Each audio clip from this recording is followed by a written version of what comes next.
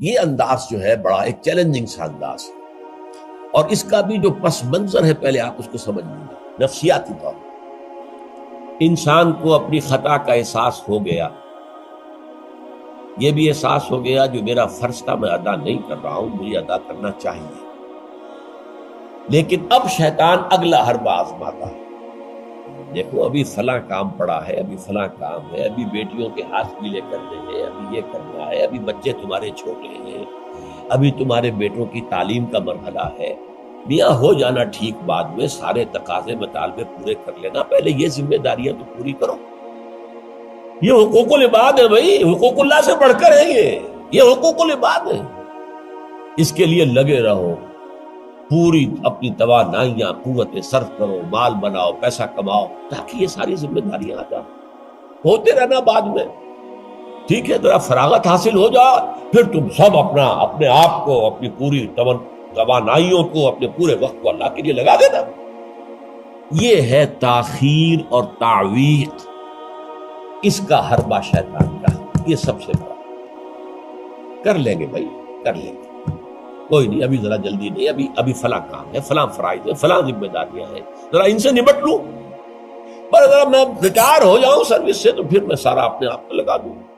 وہ ریٹائرمنٹ کرتے ہیں اس وقت جب آپ کے اندر رہتا ہی کچھ نہیں، اگر آپ کے اندر کچھ رہ جائے تو وہ چھوڑیں گے آپ کو، وہ ساری توانائیاں تو گئی، اب تو آپ کھوکھلا ایک ڈھانچہ لیے پھر رہے ہیں، آپ کے اندر صلاحیت اور قوت کہاں ہے اب؟ لہذا یہ سارے دھوکے شیطان کے ہیں۔ اس میں ایک چیلنجنگ انداز میں علم یعنی وقت آیا نہیں ہے ابھی اہل ایمان کے لیے، کس چیز کا انتظار کرنا؟ جو جیسے ہی خیال ہو جائے کہ واقعی یہ فرض ہے، فوراً لبیک کہو۔ تم نے اگر کسی بھی پہلو سے تاخیر اور تعویق کا راستہ اختیار کیا تو یہ شیطان کے پھندے میں گرفتار ہونے کا وہ راستہ ہے اصل، وہ شیطان پھر چھوڑے گا نہیں، پھر وہ اسے آپ کو اپنے فتراک کا نخچیر بنا لے گا، اپنے تھیلے میں شکار کی حیثیت سے، جیسے کہ آپ تیتر بار کے تھیلے میں ڈال لیتے ہیں شکار کر کے، اس کے فتراک کے نخچیر بن کر رہ جاؤ گے، پھر آگے نکل نہیں سکتے۔ یہ تاخیر اور تعویق جو ہے، یہی ہوا تھا غزوہ تبوک میں۔ حضرت کعب ابن مالک رضی اللہ تعالیٰ عنہ نے، وہ بھی ان 3 صحابہ میں سے تھے جو سچے صادق الایمان صحابہ تھے، لیکن غزوہ تبوک میں نہیں گئے۔ حضور نے واپس آ کے جو لوگ نہیں گئے تھے ان سے جواب طلبی کی، لہذا منافقین تو آئے، اللہ کی قسم ہے، خدا کی قسم ہے یا رسول اللہ، میں اللہ کو گواہ کر کے کہتا ہوں یہ تھا، یہ تھا، یہ تھا، یہ سبب تھا، میں نہیں جا سکتا۔ حضور فرماتے تھے مسکرا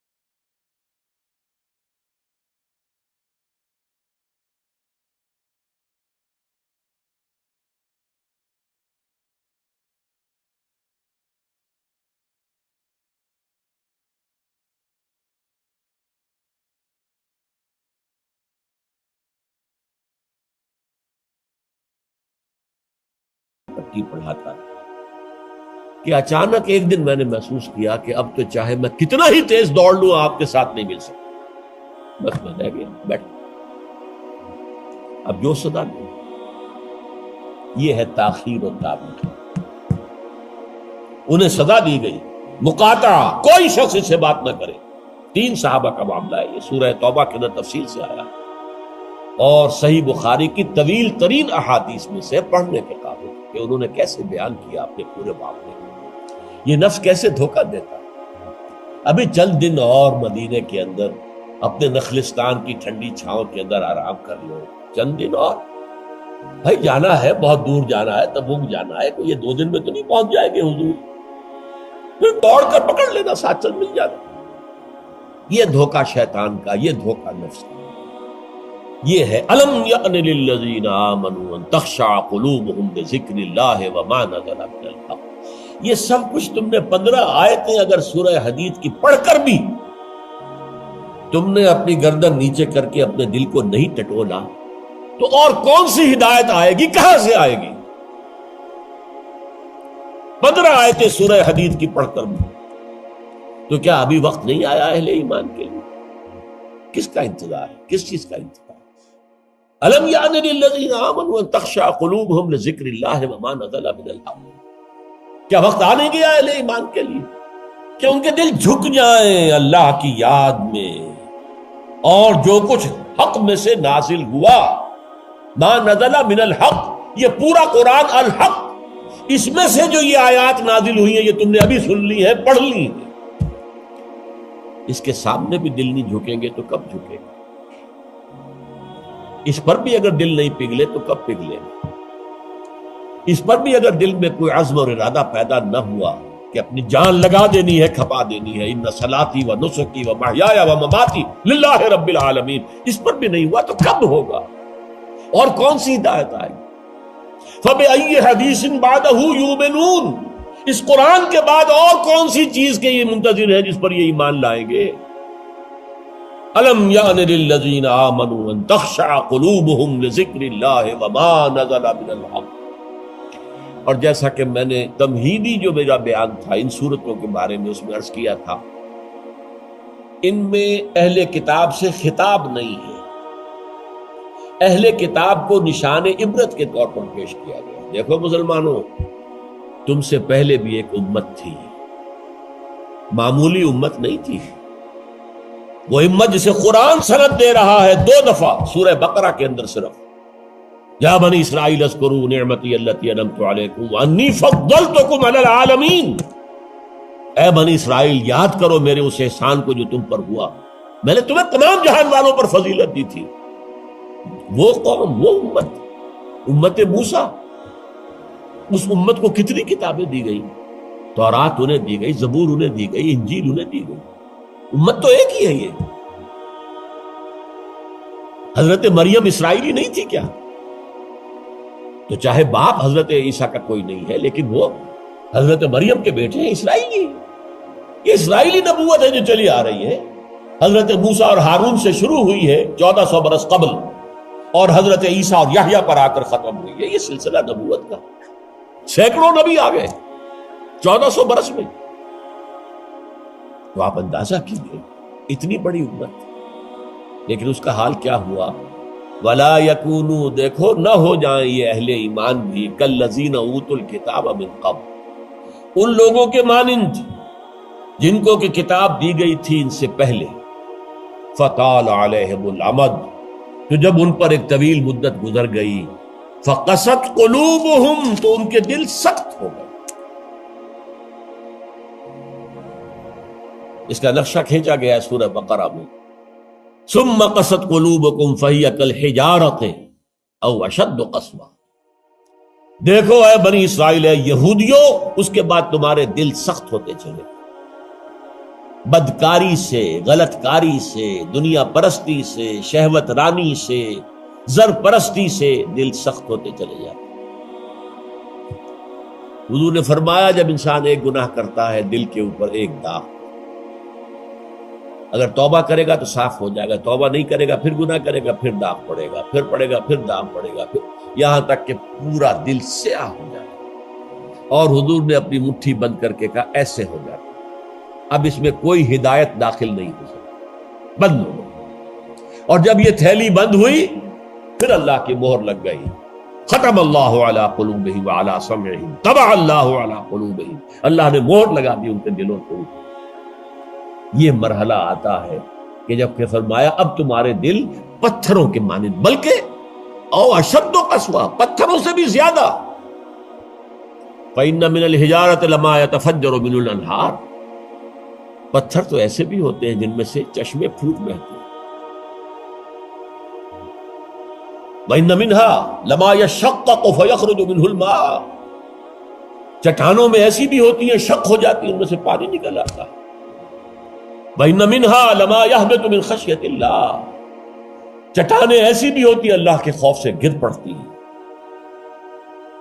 وَمَا اللَّهُ بِغَافِلٍ عَمَّا تَعْمَلُونَ، تمہارے دل ان سے بھی سخت ہو چکے ہیں اور اللہ بے خبر نہیں ہے اس سے کہ جو تم کر رہے ہو. آج اس امت پر بھی تو 1400 برس گزر گئے،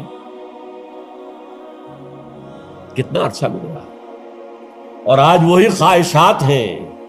ہم تو امت محمد میں ہیں صلی اللہ علیہ وسلم، وہ تو شافع محشر ہے، وہ تو ہر امتی کو بخشوا لیں گے، تب جا کر راضی ہوں گے. اللہ راضی کرے گا انہیں، وہ راضی اسی وقت ہوں گے جب ہر امتی کو بخشوا لیں گے. سیاں بے کوتوال، اب ڈر کاہے کا؟ جب ہمارے سیاں ہمارے شوہر کہہ لے کوتوال بن گئے تو مجھے کس کا ڈر ہے؟ کوتوال ہی کا ڈر ہوتا ہے نا کہ وہ پکڑے گا. سیاں بھائی کوتوال، اب ڈر کاہے کا؟ یہ ہے مجھے امانی، دل کا امانی ہو. سیغفر لنا، ہمیں تو بخش دیا جائے، ہماری تو شفاعت ہو جائے. بھائی کچھ بھی ہے، ہم کلمہ گو تو ہیں، کچھ بھی ہے، محمد کے نام لیوا تو ہیں صلی اللہ علیہ وسلم. لیکن یہ قرآن مجید میں یہی ان کا قول نقل کیا گیا تھا. یہود نے کہا تھا نحن ابناء اللہ واحباؤہ، ہم تو اللہ کے بیٹوں کے مانند ہیں، اس کے بڑے چہیتے ہیں. تو اللہ نے کیا جواب دیا؟ فلما يعذبكم بذنوبكم، پھر اللہ تمہیں سزائیں کیوں دیتا رہا ہے؟ یہ نبوکدنضر کے ہاتھوں تمہیں کیوں پٹوایا؟ ہیکل سلیمانی کیوں برباد کروایا؟ یہ تم 100 برس تک اسیری میں رہے، بیبیلونیا میں، بابل میں، عراق میں، کیوں؟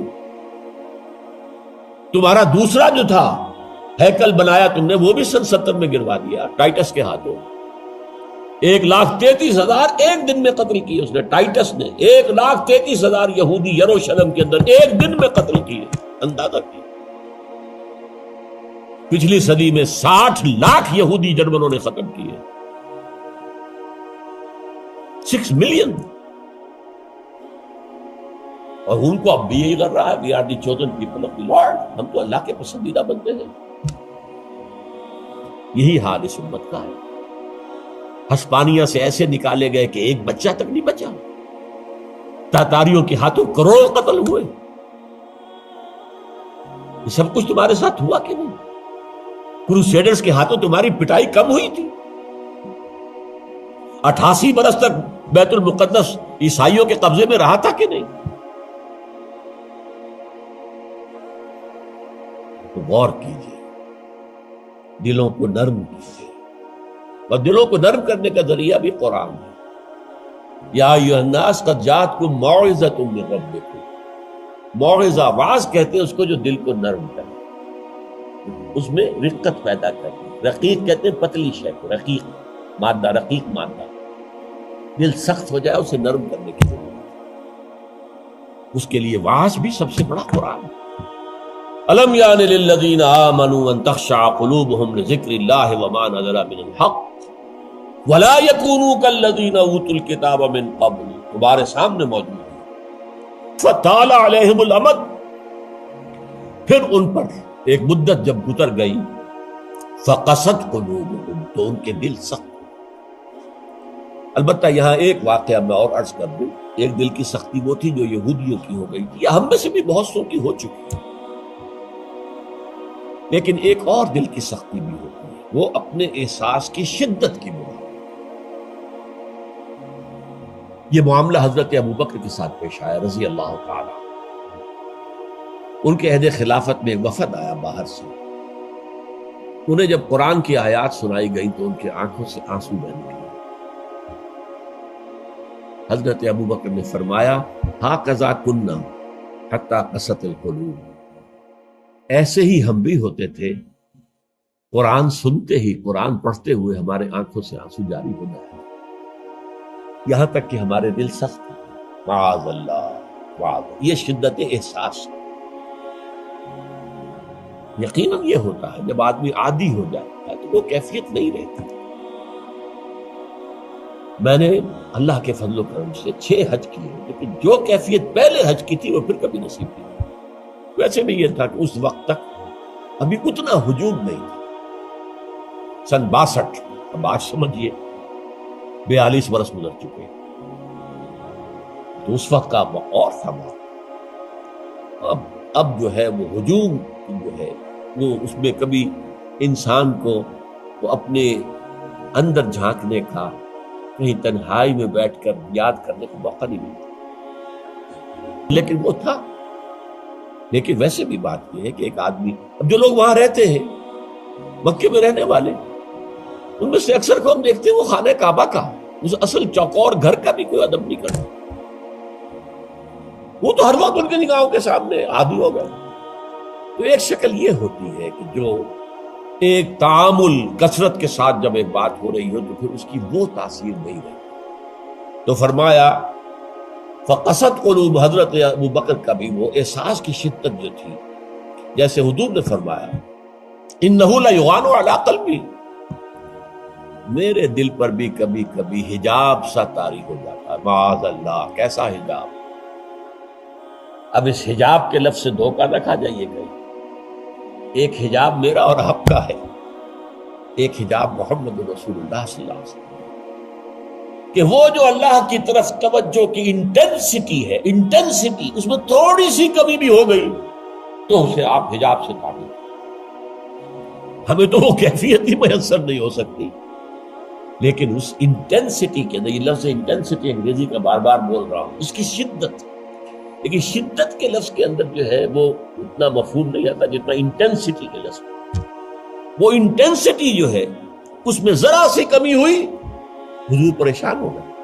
وَإِنَّهُ لَيُغَانُ عَلَىٰ قَلْبِي وَإِنِّي لَأَسْتَغْفِرُ اللَّهَ 70 مرة فِي كُلِّ يَوْمٍ، اور ہر روز میں 70 مرتبہ استغفار کرتا ہوں اللہ کے نام۔ تو کیا آپ گناہ کرتے تھے؟ معاذ اللہ، یہ ذرا سی اس توجہ کی شدت میں، انٹینسٹی میں ذرا سی کمی ہوئی، اسے بھی آپ حجاب سے تعبیر کریں۔ تو یہی ہے مفہوم حضرت ابو بکر کے اس دور۔ لیکن ایک ہے قساوت قلبی، معصیت کی وجہ سے، دنیا پرستی کی وجہ سے، نفس پرستی کی وجہ سے، زر پرستی کی وجہ سے، شہرت پرستی کی وجہ سے، اقتدار پرستی کی وجہ سے، یہ پرستشیں جو ہے یہ جو دل کو سخت کرتی ہیں تو وہ پتھر اور چٹان سے زیادہ سخت ہو جاتا ہے۔ ثم قست قلوبکم فہی کالحجارۃ او اشد قسوۃ وان من الحجارۃ لما يتفجر منه الانہار وان منها لما يشقق فيخرج منه الماء وان منها لما يهبط من خشیۃ اللہ وما اللہ غافل عما وکثیر منهم فاسقون۔ اب ان میں سے اکثریت جو ہے وہ فاسقوں اور فاجروں پر مشتمل ہے۔ کیا یہی کیفیت آج کی مسلمان امت کی نہیں ہے؟ کیا عظیم اکثریت فساق و فجار پر مشتمل نہیں؟ کیا عظیم اکثریت حرام خور نہیں ہے؟ کیا عظیم اکثریت جھوٹی نہیں ہے؟ نفاق کی تینوں علامتیں، اذا حدث کذب وَإِذَا وَعَدَ أَخْلَفَ وَإِذَا اؤْتُمِنَ خَانَ۔ حضور نے فرمایا منافق کی 3 نشانیاں ہیں، جب بولے جھوٹ بولے، وعدہ کرے خلاف ورزی کرے، امین بنایا جائے، امانت رکھوائی جائے، خیانت کرے۔ یہ الفاظ ہیں بخاری شریف کے بھی اور مسلم شریف کے، اور مسلم شریف میں اضافی الفاظ ہیں وَلَوْ صَامَ وَصَلَّى وَزَعَمَ أَنَّهُ مُسْلِمٌ، خواہ ایسا شخص روزہ رکھتا ہو، نماز پڑھتا ہو، اپنے آپ کو مسلمان سمجھتا ہو لیکن منافق ہے۔ یہی جو میں نے شروع میں آج بات کہی تھی، ایک نفاق ہے شعوری، ایک غیر شعوری۔ وہ منافق سمجھتے تھے ہم عقل مند ہیں، یہ بے وقوف ہے۔ وَإِذَا قِيلَ لَهُمْ آمِنُوا كَمَا آمَنَ النَّاسُ قَالُوا أَنُؤْمِنُ كَمَا آمَنَ السُّفَهَاءُ، جب ان سے کہا جاتا بھلے لوگوں، جیسے اور لوگ ایمان لائے ویسے ایمان لاؤ، جیسے وہ اللہ کی پکار پر لبیک کہنے کو ہر وقت تیار رہتے ہیں، کہتے ہیں ہم ان بے وقوفوں کی طرح ایمان لائیں، یہ تو پاگل ہیں، بے وقوف ہیں، فینیٹکس ہیں۔ فنڈامنٹلسٹ ہیں، ایکسٹریمسٹ ہیں. ہم تو ماڈریٹ اور بڑا روشن خیال اسلام جو ہے اس کے قائل تھے. جب ان سے کہتا تھا فساد مت مچاؤ، کہتے تھے ہم تو مسلم ہیں بھائی، ہم تو چاہتے ہیں صلح. یہ محمد ہے صلی اللہ علیہ وسلم جنہوں نے اب یہ جنگ کا بازار گرم کر دیا. کیا ضرورت تھی؟ مکے میں 13 برس تبلیغ کرتے رہے، کوئی ہاتھ نہیں اٹھایا، یہی پروسیس جاری رہتا. خامخواہ یہ جنگ کا سلسلہ شروع کر دیا، کیا فائدہ؟ یہ بھی کہا جا سکتا ہے جس دشمن کو گڑ دے کر مارا جا سکتا ہے اسے زہر کا ہے تو دینا ہے. بھائی تمہاری تعلیم اتنی اعلیٰ ہے، اتنی عمدہ ہے، فطرت کے مطابق ہے، پھیلاؤ. لیکن محمد کی سنت کچھ اور، اسوہ محمدی کچھ اور صلی اللہ علیہ وسلم. اس کے لیے منہج انقلاب نبوی میری کتاب کا مطالعہ کیا، تب پتہ چلے گا انقلاب کسے کہتے ہیں. اور یہ رسول انقلاب تھے صلی اللہ علیہ وسلم. بہرحال کثیر منہم فاسقون، جو بات کہی گئی ان اہل کتاب کے لیے اس وقت، آج وہ ہم پر راست آ رہے ہیں. اللہ تعالی ہمیں اس سے نکلنے، توبہ کرنے، اللہ کی جناب میں سر جھکانے، اللہ کی کتاب کے سامنے سر جھکانے کی اللہ تعالی ہمیں توفیق عطا فرمائے.